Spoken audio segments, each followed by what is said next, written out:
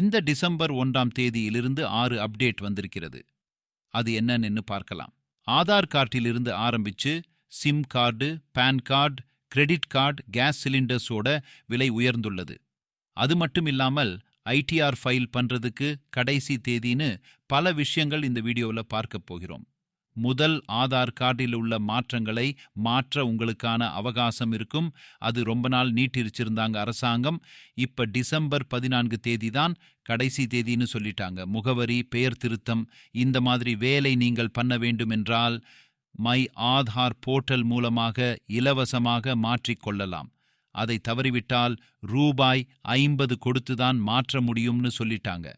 அதனால் நீங்கள் யாராவது திருத்தம் செய்ய வேண்டும் என்றால் டிசம்பர் 14 தேதிக்குள் இலவசமாக மாற்றிக்கொள்ளுங்கள். 2ஆம் பன் கார்டு இரண்டையும் மேட்ச் பண்ணுங்கன்னு அரசாங்கம் ரொம்ப வருஷமாக சொல்லிட்டு இருந்தாங்க. அதுக்கான கால அவகாசம் அப்பன்னு நீடிச்சிட்டு இருந்தாங்க. இப்ப டிசம்பர் 31 வரை தான் கடைசி தேதின்னு சொல்லிட்டாங்க. நீங்க ஆதார் கார்டு, பான் கார்டு இரண்டையும் மேட்ச் பண்ண வேண்டும் என்று அரசாங்கம் சொல்லியது. அதுக்குள்ள இரண்டையும் மேட்ச் பண்ணாதவர்கள் சீக்கிரம் பண்ணிக்கொள்ளுங்கள். இதை ஏன் செய்ய சொல்கிறார்கள் என்றால் இந்த வித மோசடி நடக்காமல் இருப்பதற்காக மற்றும் கணக்கு வழக்குகள் பார்ப்பதற்காகவும். சப்பேயாஸ் நீங்க செய்யாமல் விட்டால் பான் கார்டு செயல் இழந்துவிடும். 3ஆம் சிம் கார்டு பொறுத்தளவுல TRAI telecom authority of India இந்த டிசம்பர் 1ஆம் தேதியிலிருந்தே அமலுக்கு கொண்டு வந்தாடங்க. சோ நாம எந்த சிம் வேண்டுமானாலும் யூஸ் பண்ணிக்கலாம்.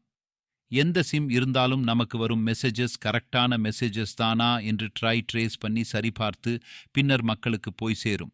ஏன் என்றால் ஃபேக் மெசேஜஸ், ஸ்கேம் போன்ற செயல்கள் நடக்கிறது. அதையெல்லாம் தடுப்பதற்காக இதை நடைமுறைப்படுத்தியிருக்கிறாங்க. 4th, கிரெடிட் கார்டு கம்பெனிகள் ஒரு சில மாற்றங்கள் கொண்டு வந்திருக்கிறாங்க.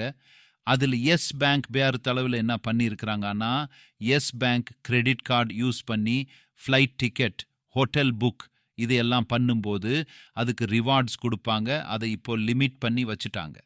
இதுக்கு மேலே ரிவார்ட்ஸ் பாயிண்ட்ஸ் வராதுன்னு சொல்லிட்டாங்க.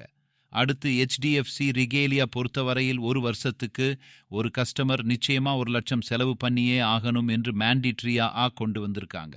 அது மட்டும் இல்லாமல் SBI, ஆக்சிஸ் பேங்க் ஒரு சில சேஞ்சஸ் கொண்டு வந்திருக்காங்க. அதையெல்லாம் அடுத்த வீடியோவில் போடுகிறேன்.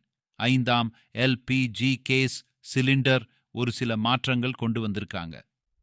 19 கிலோ எடை கூடிய கமர்ஷியல் சிலிண்டருக்கு ரூபாய் 16.50 விலை ஏற்றப்பட்டுள்ளது.